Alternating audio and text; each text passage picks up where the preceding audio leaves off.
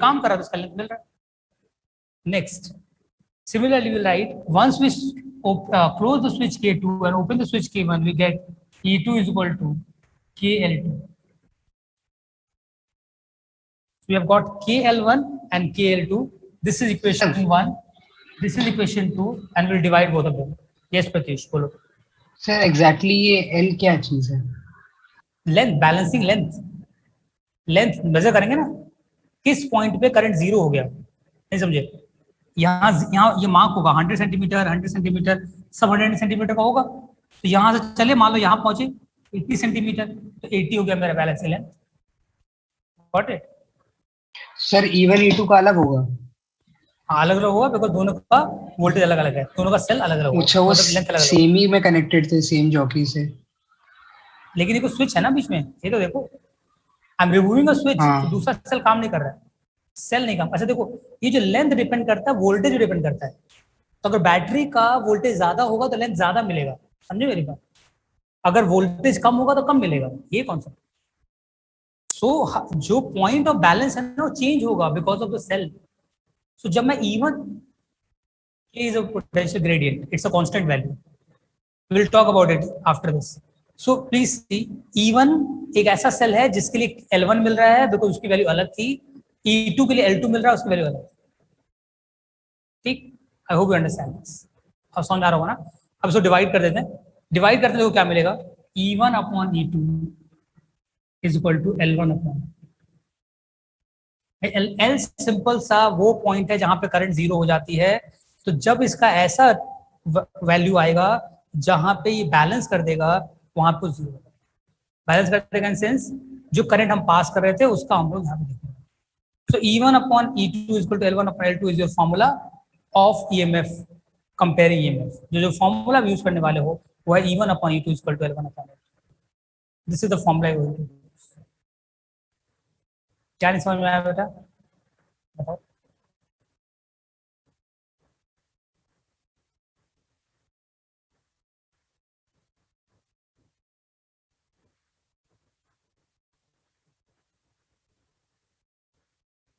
When cell E1 is working, the length is L1.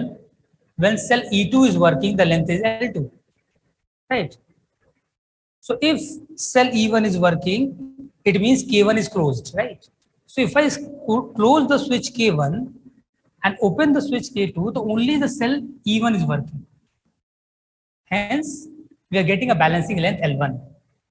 This is straightforward, nothing hidden behind it. बहुत Bakali concept कुछ नहीं है, एकदम बच्चों वाला कॉन्सेप्ट है.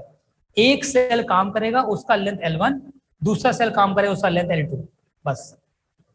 तो जब इसका स्विच लगा होगा तो ये काम करेगा, जब नीचे वाला लगा होगा तो ये काम करेगा, इतना ही सोच. ठीक है. अब कोई बच्चा अगर ये सोच रहा है जैसे प्रत्युष कर रहा था कि सर L1 अलग क्यों हुआ, अभी मैंने बताया था पोटेंशियल मीटर का जो प्रिंसिपल है वो ये है कि जितना लेंथ होता है उतना ही वोल्टेज मिलता है. लेंथ बढ़ जाएगा तो वोल्टेज ज्यादा हो जाएगा, तो अगर वोल्टेज चेंज करते हो तो लेंथ भी चेंज होगा. ठीक. Let's move to the next concept, the third one. This was the second. अब फिर से आपको दोबारा बनाना पड़ेगा. That is the problem. Please draw again. This is the second time. This is third application to find internal resistance. To find internal resistance of cell. To find internal resistance of cell. हम cell का internal resistance find. Now again I will change the diagram here at this point, and all other part will be remaining same. I know some of you must be trying something new. आप लोग आधा आधा बना रहे होगे, पूरा नहीं बना रहे होगे. अरे सर सेम रहेगा, हम लोग भी समझदार हैं तो समझदारी में दिक्कत हो सकती है. यस, अच्छा जगह ही छोड़ दी. सही. Okay, so you just need to change this part.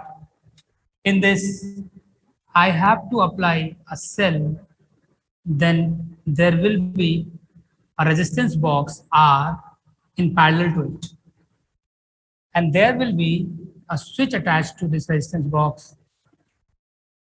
This, then there will be a galvanometer and jockey.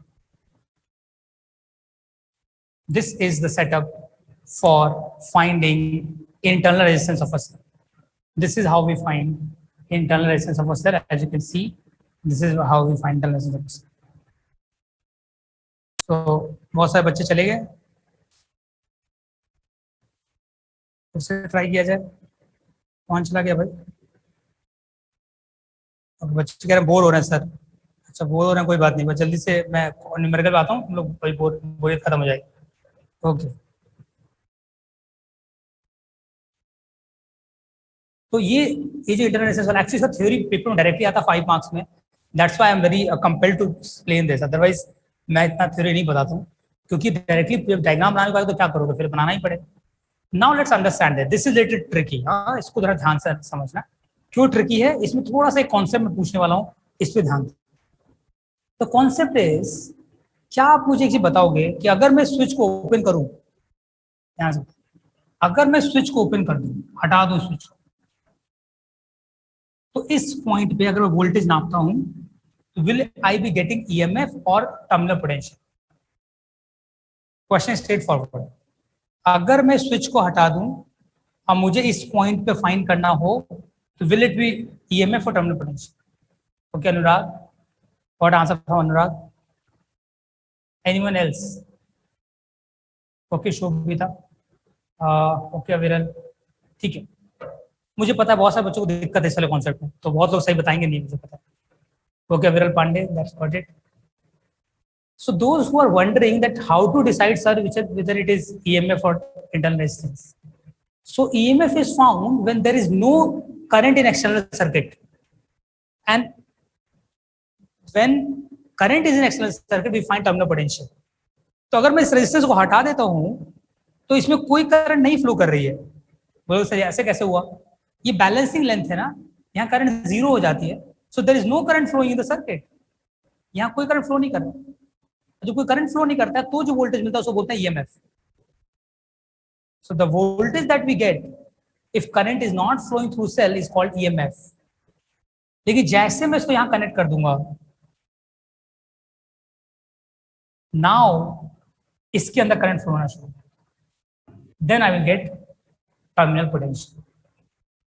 So these are the two concepts. First concept is, if we use a battery, a cell in front of you like this, and we do not connect any resistor to it, we will get EMF. But as soon as I connect a resistor to it, I will be getting terminal potential. Now tell me, will the terminal potential EMF be remains same, or will they be same or different for a given cell? क्या वो same होंगे कि different होंगे? Terminal potential की value और EMF की value क्या same होती है कि अलग अलग होती है? पढ़ाया मैंने पहले ही,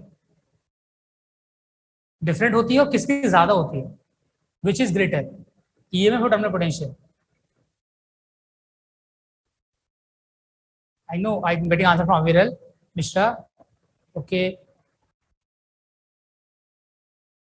This concept is not very much clear, it seems. Okay, Aryan Singh, it seems this concept is not clear. That's a problem. That's a problem. Maybe. Yes, Anushka, that's correct. Okay, Kasturi. Okay, Ikra. थोड़ा दिक्कत है कौन सा मुझे लग रहा है, बताता हूँ मैं फिर से। अच्छा, कोई फॉर्मूला बताएगा क्या होता है टर्मिनल पोटेंशियल का? What was the formula for terminal potential? याद है किसी को? जस्ट 2 दिन पहले पढ़ाया मैंने, हाँ मुझे याद, 2-3 दिन पहले पढ़ाया formula for terminal potential. Okay yes, Aviral you said me. So the formula for terminal potential is V is equal to E minus IR. This is the formula. अब इसको देख के बताओ कैसे तुम कह सकते हो कि V ज्यादा होगा? कोई मतलब ही नहीं है कि V ज्यादा होगा। V cannot be greater भाई, ठीक से देखो। अब इसमें 2 केस होते हैं, ये सारे राइट, 2 केस होते हैं, चार्जिंग और डिस्चार्जिंग। मैंने बताया था लास्ट में, चार्जिंग केस में हम प्लस लगाते हैं और डिस्चार्जिंग में माइनस लगाते हैं, right.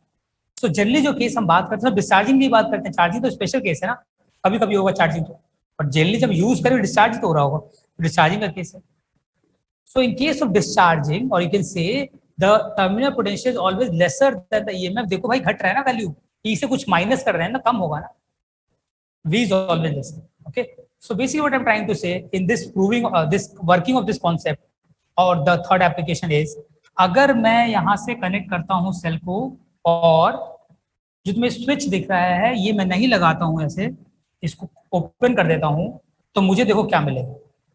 then I will get a balancing length, and the balancing length that I will get will be equal to E is equal to KL1. Now when switch is open, when switch is open, when switch is closed, अगर switch close हो जाए तो अब देखो switch close हो गया, जैसे switch close हो मुझे V मिलेगा, and V is equal to KL। अभी फिर वही बात है, अभी मैंने कहा था ना वोल्टेज अलग होता है तो उसका वैल्यू अलग अलग आती है, डिवाइड कर लो दोनों को, so final answer will be E upon B is equal to L1 upon L. This is your final answer, but we need to find small r. So there is a formula for small r. I will not ask you. I don't know किसी को पता भी होगा, पता होना चाहिए वैसे, इतना मुझे कॉन्फिडेंस होना चाहिए तुम लोगों को यार, समझदार बच्चों। क्या स्मॉल r का फॉर्मूला बताओगे E और B के बीच में? Can you tell me formula for small r जिसमें E और V आता हो, E और कैपिटल B आता हो और कैपिटल R आता हो, तो ऐसा फॉर्मूला है क्या स्मॉल r का? E equals to dV upon dr. ना रेजिस्टेंस का फॉर्मूला, इंटरनल रेजिस्टेंस का फॉर्मूला, कॉपी में देखो लिखा होगा small r is equal to, ऐसा फॉर्मूला ढूंढो जिसमें E और B और R आता हो। Sir E minus V upon V into R. हाँ yes that's correct, E upon V minus 1 into R, you are right. RL Singh का आजकल वकाल है भाई, E upon V minus 1 into R, that is your formula, E upon V minus 1 into R. That is the formula. You have to understand that. Now I'm going to put the value here. क्या लिख रहा हूँ? We know small r is equal to E upon V minus 1 into capital R. Putting the values, R will be L1 upon L2 minus 1 into capital. Please keep this in mind. In the PPT also मैंने formula लिखवाया था ये वाला, और आपको पता भी होना चाहिए फॉर्मूला। तो ये तुम्हारा फाइनल फॉर्मूला बन गया to find internal resistance. This is the third application of potentiometer.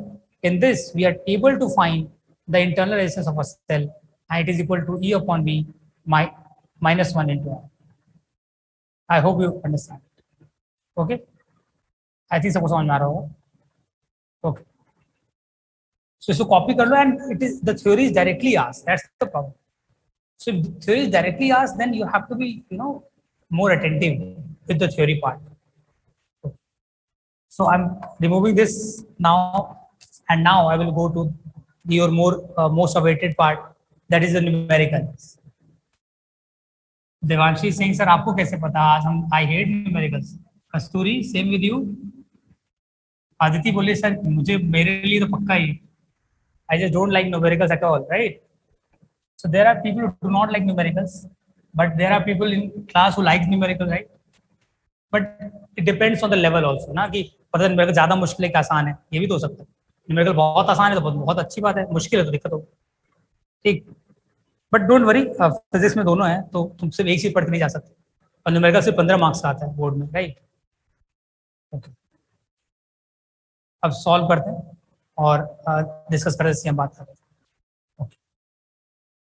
So the concept that we were discussing right now was application of potentiometer। 3 application में दिखाया है आपको पोटेंशियोमीटर के। अब इस पे आते हैं जो मुझे लगता है कि आपको किसी बुक में मिलेगा नहीं, जो नेक्स्ट बताने वाला हूँ। ये मेरा रिसर्च किया हुआ है, मतलब on the basis of student के नीड के बेसिस पे। पोटेंशियोमीटर जब मैं पिछले स्टार्टिंग में पढ़ाना शुरू किया तो बच्चों को बहुत दिक्कत होती, क्वेश्चन न्यूमेरिकल नहीं कर पाते थे। Then with time I thought about कि कुछ ऐसा करते जैसे बच्चों को आसान हो जाता। तो क्या होता है, मैं एक फॉर्मूले के फॉर्म में लिखा रहा हूँ, तो you will not find in some books, may be you will find, I don't know. तो तुम बुक्स को जो भी तुम पढ़ोगे उसमें ध्यान देना, ये फॉर्मूला लिखवाऊंगा के निकालने के लिए। तो जिन बच्चों को समझ नहीं आएगा के कैसे निकालते हैं, वो फॉर्मूला याद कर लेंगे कि के कैसे निकालेंगे, क्योंकि जो भी न्यूमेरिकल पोटेंशियोमीटर पे आएगा बिना के निकाले नहीं सॉल्व होगा। So anyhow you have to find the value of K, it can't be done without finding K, right? So next step is very important for a numerical purpose, and there is always a numerical attached to the question that you get in your paper. So please pay attention, and as I tell you, if you have notebook something, you can also copy it. So the next concept I'm going to write, finding potential gradient. Finding potential gradient. कैसे हम potential gradient निकालेंगे किसी भी potentiometer में, वो उसका मैं तरीका बताने वाला हूँ और तुमको उसको ध्यान से सुनना है, और सुन लोगे तो न्यूमेरिकल कभी गलत नहीं होगा, ये मान के चलो। अब सुनो कैसे निकालते हैं potential.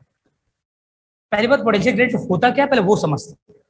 So potential gradient is K V wire upon length of wire, voltage of wire upon length of wire. This is not balancing length, keep that in mind. It is the total length of the wire. उस potentiometer में जितना लंबा wire लगा है total length है। अगर 1000 centimetre है मतलब 10 मीटर तो 10 मीटर, 5 मीटर है तो 5 metre. That's why I'm representing it by capital L so that you do not get confused by small l. Small l is balancing length, capital L is length of wire. Okay, length of wire.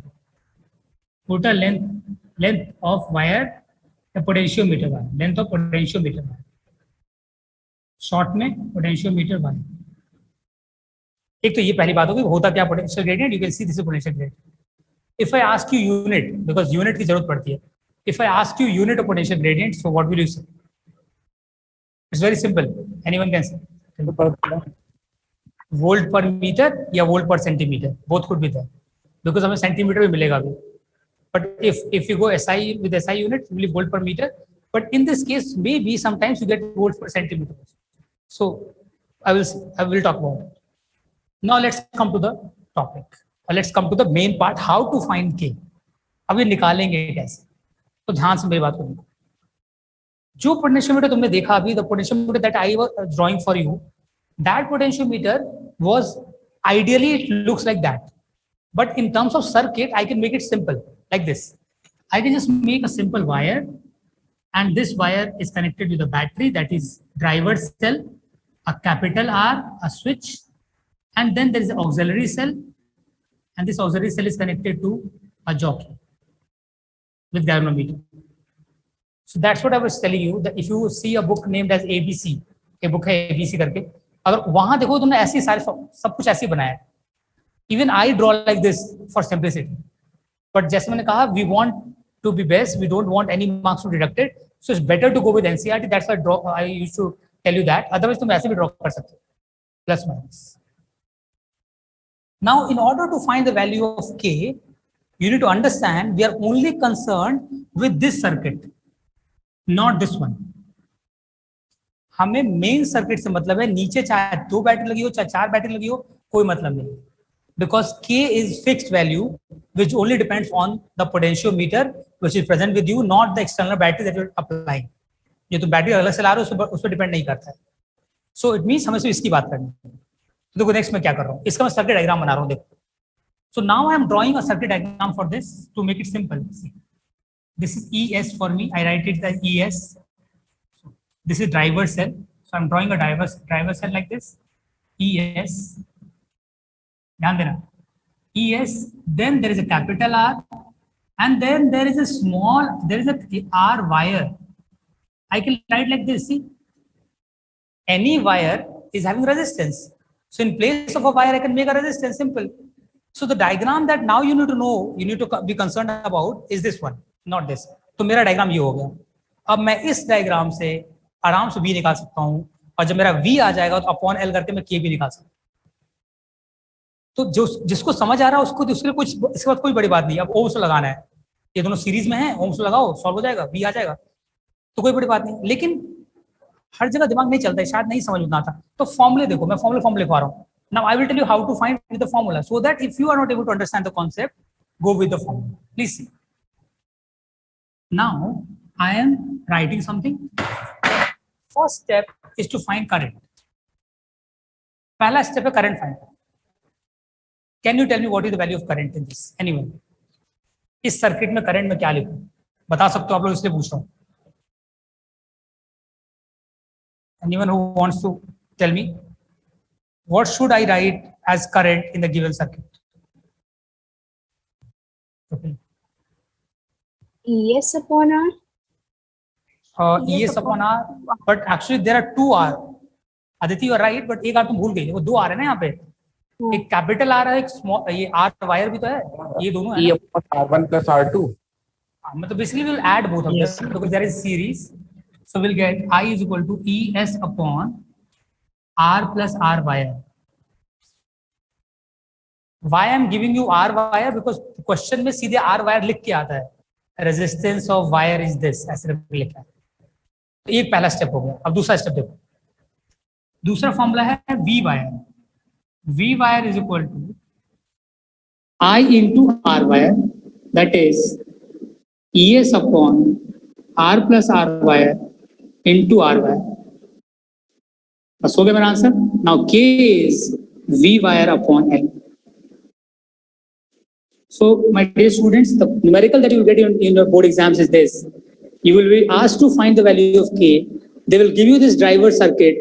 They will give you this resistance. They will also give you the wire resistance. So, use this formula to find current. Then, try to find voltage by using this formula. Once you find the voltage, divided by capital L, you will get the answer. That is called finding the value of K. R wires multiply करेंगे last में, सिर्फ are wires, क्योंकि हमें wire का voltage चाहिए, ठीक है। So will multiply with R wire, okay. तो करंट निकालेंगे, करंट निकालने के बाद हम आर वायर से मल्टीप्लाई कर देंगे तो हमें के मिल जाएगा। आई थिंक सबको समझ आया हो, तो इट्स दैट सिंपल। अब इसके बाद एक स्टेप और बनता है, लास्ट स्टेप, पूरा न्यूमेरिकल सॉल्व हो गया पोटेंशियोमीटर का। क्या यहाँ तक निकालने के बाद लास्ट स्टेप पता है क्या होता है? लास्ट स्टेप होता है कि जो बैटरी दिया था ना, ये वाला यहाँ जो लगा था साइड में नीचे, उसका ईएमएफ फाइंड करने क्या करना होता है? E is equal to small k in S. So now put the value of k from here to this equation, you'll get the value of E. So the aim of the whole setup, इतना जो मेहनत कर रहे थे ना, उसका main काम था वो जो बैटरी लगी थी ना नीचे, उसका वोल्टेज पता करना था। तो उसके लिए पहले k निकालेंगे और जो k आएगा उसको उठा के इस इक्वेशन में पुट कर देंगे, तो यहाँ से हमारा E आ जाएगा। तो उस बैटरी को इंटरनल नहीं होगी क्या उस बैटरी का इंटरनल रेजिस्टेंस? यस सर, बिल्कुल होगा, लेकिन हम लोग जब फाइंड कर रहे हैं आयरन same, then at that time it is only giving us EMF, समझे? Okay, I zero. हाँ, मतलब उस टाइम करंट उसमें नहीं फ्लो कर। सो ये मेरा होगा E is equal to KL formula. तो that this is the formula. ऐसे समझ में आएगा, क्वेश्चन दे रहा हूँ और फिर तुम्हें समझ में आएगा। Let me solve a numerical for you. अब मैं इसको मिटा रहा हूँ, इसको तुम लिख लेना। Now we will try to solve a numerical. Let's